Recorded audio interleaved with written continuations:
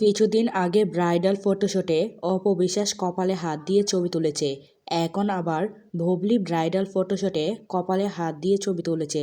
তার জন্য অপু ভক্তরা বলছেন বুবলিকে সবসময় অপু বিশ্বাস কপি করেন।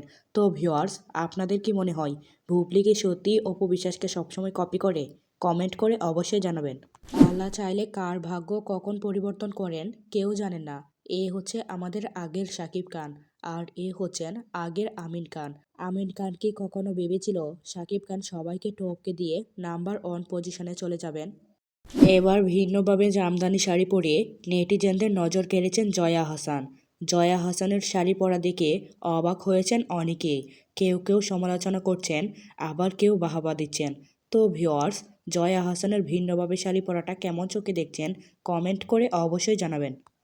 হাত পা কিংবা পেট কোনো কিছুই জারি করতে বাদ রাখেননি বারিশ হক। বারিশ হকের এই ছবিটি ভাইরাল হওয়ার পর থেকেই এমন সব মন্তব্য করছেন দর্শকরা। তাই তো দর্শক অধীর আগ্রহে জানতে চেয়েছেন নিজের নারীত্ব কি সার্জারি করে চেঞ্জ করে ফেলেছেন নাকি বারিশ হক।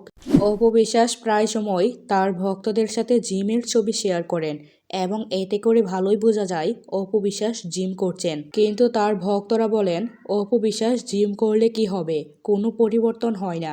আসলে এর কারণ কি বলে মনে করেন কমেন্ট করে অবশ্যই জানাবেন। গৌতম সাহা ও বারিশ হককে ছেড়ে এবার নতুন প্রোগ্রামে হাজির হলেন অপু বিশ্বাস। অপু বিশ্বাসের সাথে রয়েছেন তার প্রিয় বোন পূজা চেরি ও মাহফুজ রহমান। একটি ইন্টারভিউতে শাকিব খান বলেন, পার্সোনাল লাইফে হ্যাপি হতে চাইলে মিশাবাইকে ফলো করতে হবে। মিশাবাই তার পরিবারকে অনেক বেশি ভালোবাসেন, সময় দেয়। মিশাবাইয়ের কাছে সবার শিখতে হবে, এমনটাই জানান তিনি। বর্তমান সময়ে গৌতম সাহার পরিবর্তে অপু বিশ্বাসের একমাত্র কাছের মানুষ হচ্ছেন নুসরাত। তার সঙ্গে অপু বিশ্বাসের বেশ সাক্ষাৎ দেখা গেছে। বরবাদ সিনেমার পরিচালক মেহেদী হাসান বলেন, তিনি শাকিব খানের দরদ সিনেমাটি সিনেমা হলে গিয়ে দেখেছেন এবং অন্যদেরকে সিনেমা হলে গিয়ে দেখার আহ্বান করেছেন। বুবলিকে আলোচনায় আনার জন্য অপু বিশ্বাসের ভক্তরাই যথেষ্ট।